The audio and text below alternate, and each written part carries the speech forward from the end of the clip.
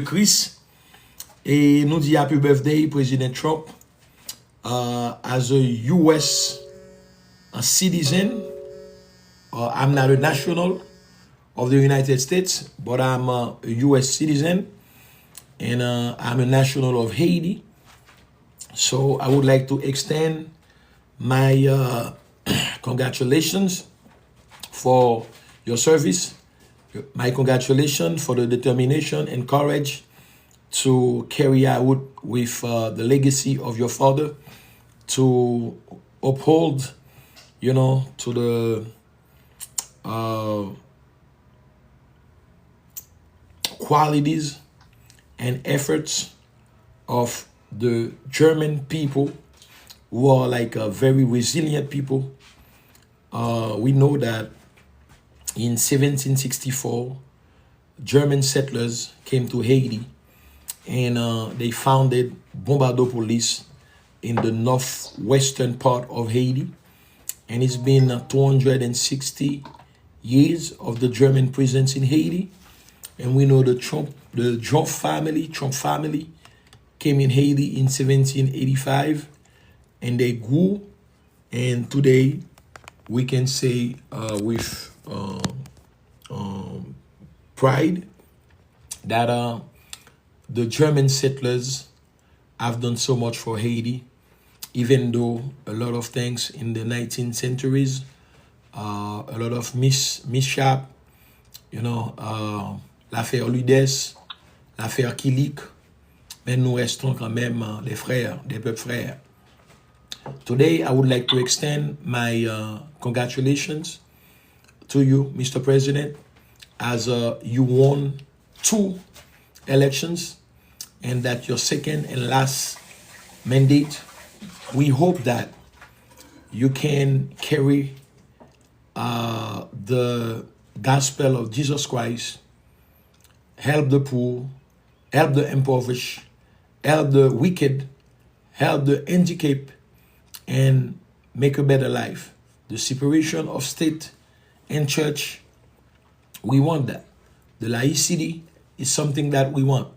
But we want a world where leaders like you, who have control and who is leading a powerful country, you can help have a sustainable world. You can help with the poverty. You can help those impoverished countries who were attacked by the elites, the globalist elite. You can help them sustain themselves, exploit the resources, natural, mineral resources, land, water, so they can provide for their own people. Haiti is waiting because we know that they have 2 main projects. The Convention of September 15, 1950, the Accord of August 7, 1933, put us in a situation where we are enslaved. And today we just ask you, put us in a situation where we are enslaved. And today we just ask you, Mr. Negotiation, so we take our sovereignty. People say that they don't give freedom and liberty to anyone. You take it. But we don't have that much power now, but we can negotiate. And Haiti will always welcome white, whoever you are, the United States, with open arms. But now we need to have a frank discussion. So I hope that God can provide for you, provide for your family, can help you to have a well-managed administration where you can fight against corruption, against LGBTQ, lesbianism, homosexuality, and all those corruption in the US government. Contracts here and there, we're gonna benefit the rich. And the person who are carrying out the task. They are not welcome and they don't deserve what they do. So we are Haitians.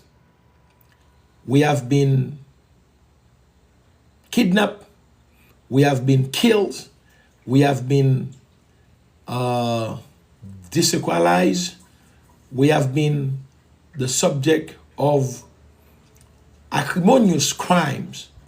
But today, we ask for a true discussion. We ask for negotiation. We ask for true lobbying because we want to go back to our country, our holy land, our homeland. But we need to do it in the respect. The massive exodus will be a reality for us Haitians. We will go back on planes, boats. We will rebuild the empire of Haiti.